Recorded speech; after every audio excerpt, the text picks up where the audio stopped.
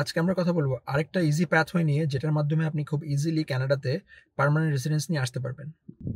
সেই ইজি প্যাথওয়েটা হলো Alberta express entry stream. এবং অ্যালবার্টা এক্সপ্রেস এন্ট্রি স্ট্রিমের মাধ্যমে আপনার সিআরএস স্কোর যদি 300ও হয়, তাও আপনি এলিজিবল হবেন এই প্রোগ্রামের মাধ্যমে কানাডাতে আসার জন্য। তো অ্যালবার্টা এক্সপ্রেস এন্ট্রি প্রোগ্রামটা কি, আজকের ভিডিও শুরু করা যাক।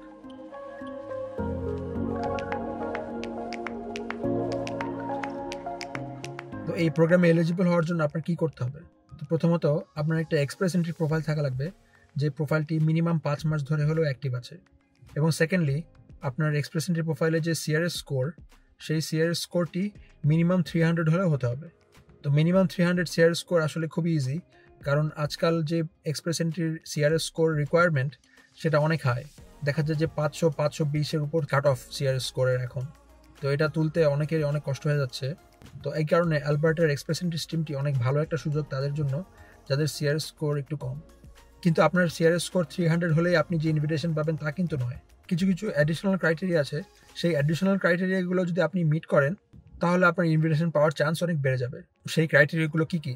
তো প্রথমত, আপনার যদি কোনো রিলেটিভ থাকে যে ক্যানাডিয়ান সিটিজেন বা পার্মানেন্ট রেসিডেন্ট এবং তিনি আলবার্টাতে থাকেন, তাহলে আপনার চান্স অনেক বেড়ে যাবে এই প্রোগ্রামের মাধ্যমে ইনভিটেশন পাওয়ার জন্য।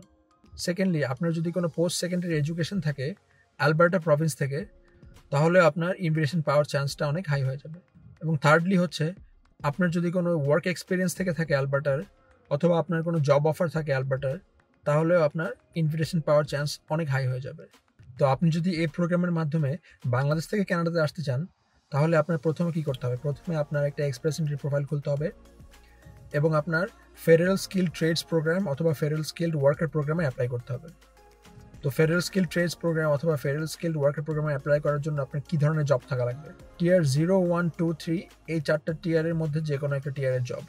আপনি যদি জানতে চান যে ফেডারেল স্কিল্ড ওয়ার্কার প্রোগ্রাম এবং ফেডারেল স্কিল্ড ট্রেডস প্রোগ্রাম কী জিনিস, আমি ওই বিষয়ে একটা ডিটেলস ভিডিও বানিয়েছি। ওটা দেখতে চাইলে আপনি এই ভিডিওতে ক্লিক করতে পারেন। তো আমি মনে করি অ্যালবার্টা এক্সপ্রেস এন্ট্রি স্ট্রিমটি অনেক ভালো একটা সুযোগ তাদের জন্য যাদের সিআরএস স্কোর একটু লো, কিন্তু তাদের এক্সপিরিয়েন্স আছে এনাফ, অথবা তাদের কোনো রিলেটিভ আছে যিনি কানাডার অ্যালবার্টা প্রভিন্সে থাকে। তো আপনার যদি কোনো রিলেটিভ থেকে থাকে অ্যালবার্টা প্রভিন্সে এবং তিনি পার্মানেন্ট রেসিডেন্ট বা সিটিজেন হয়ে থাকেন, তাহলে আমি মনে করি আপনার ওয়েট করা ঠিক হবে না। আপনি জলদি অ্যাপ্লাই করে দিন এবং কানাডায় আসার জন্য প্রস্তুতি নেওয়া শুরু করে দিন। তো আজকের ভিডিও এইটুকুই। আমি একটা ফেসবুক গ্রুপ খুলেছি, যেখানে আমরা ক্যানাডিয়ান ইমিগ্রেশন রিলেটেড বিভিন্ন যে কোয়েশ্চেন থাকে বা কনসার্ন থাকে সেটা নিয়ে আলোচনা করবো এবং মানুষকে হেল্প করার চেষ্টা করব। আপনি ওই গ্রুপ জয়েন করতে পারেন। আমি ওই গ্রুপের লিঙ্ক নিচে ডেসক্রিপশনে দিয়ে দেব। সেই গ্রুপে আমরা বিভিন্ন ধরনের প্রবলেম বা কোনো ধরনের কোনো কোয়েশ্চেন থাকলে সেটা নিয়ে আলোচনা করব।